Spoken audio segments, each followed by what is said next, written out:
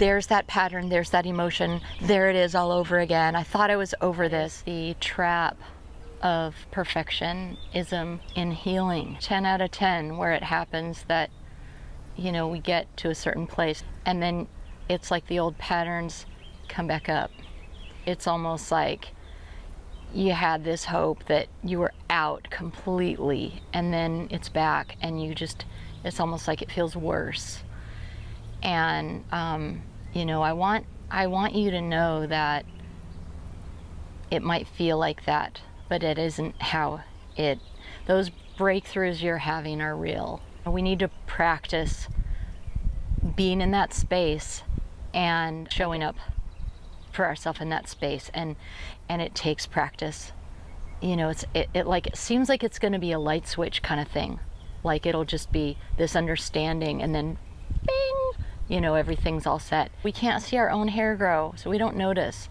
And then when those disappointments in ourselves come up again, it can feel like a double or triple whammy because we expected that it was over. But another snag is when things start to go well and you have clarity and you feel grounded in yourself, right? And your sense of okayness has lasted longer than, whatever it used to last.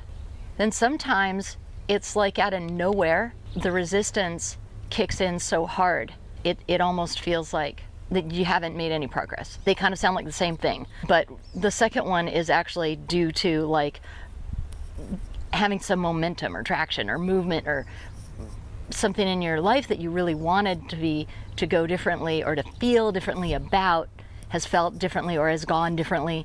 And then the next day, maybe you wake up and for no reason are just in a shitty ass mood, like really bad. That can be really hard because then it's like, it's confusing, right? Then it's like, well, not only is this bad, but it doesn't make sense. What I want to say to that is, for a lot of us, we are empaths in one form or another. So we can feel our own emotions very intensely, and then also we can feel, more so than say other people would feel their own emotions. And then also we are picking up like an antenna, what's going on with our loved ones or collectively. So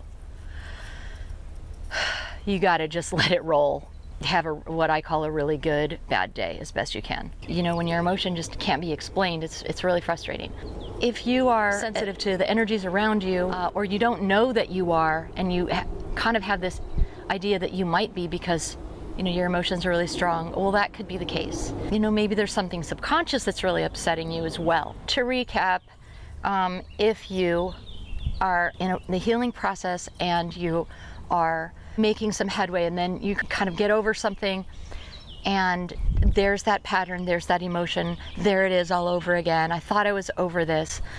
Just know it's just a muscle we need to exercise, and maybe it's our higher self saying, it's okay, you can love yourself in this again, you can love yourself in this again, and eventually we move through that and we have a new understanding of that situation. Well, like water over a stone, eventually that emotional upset and that situation starts to transform itself as we apply this medicine of I'm gonna be here with myself in my power in this difficult moment. And so that's that point. And then the second point was if you're doing really great and then for no reason you have some kind of like unexplained really bad mood after you're doing super great, cut yourself some slack. It could be that you're picking up on energies around you, or it could be that there really is something deep down that that was a blind spot that was hard for you to see. What to do is when you sit to meditate, I like to do, and this really helps when even emotional vipassana, where I'm like trying to dial into my emotions and be present, I say this sentence: I'm sitting in my power with all that I feel. And so that's important, those two pieces. I'm sitting in my power with all that I feel. And so it doesn't have to be one or the other. It's not I'm going to get into some state of empowerment and then I can be with my feelings.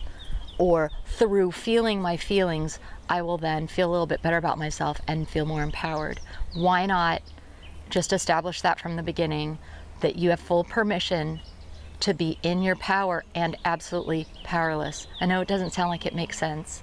You have every permission to just claim that seat.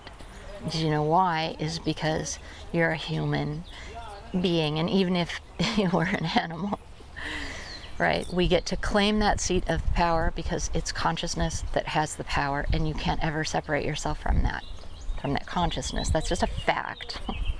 So, and investigate that for yourself too. Have a great day. Bye.